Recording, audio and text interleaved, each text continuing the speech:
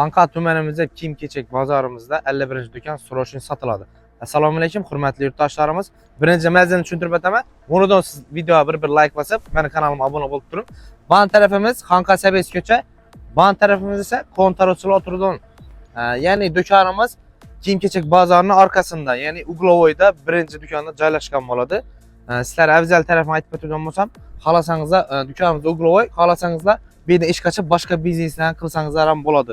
Xohlasangizlar demir bozor açışınız mümkün, taxta satılan bozor açışınız mümkün. İçan gösterib o'taman hozir. Do'konimiz umumiy yer maydoni 30 kvadratda joylashgan bo'ladi bunachilarimiz. Birinchi plus ichida giraverishlaringizda shuni konditsioner bor, konditsionerlar qo'yilgan, remontlar ham normal, o'rta holda turibdi.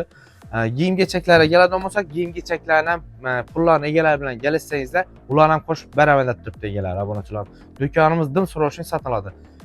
Bu videoni esa kimda kim biznes qilaman, shunday bozorchilik qilaman deb yurgan donishlaringiz bo'lsa, tashlab qo'yishni unutmang. Do'konimiz narxini keladigan bo'lsak, egalari nomerini ekranda qo'yib ketaman. Telefon so'zlab bemalol o'zlari bilan gaplashib olsangiz bo'ladi. Hammaga rahmat.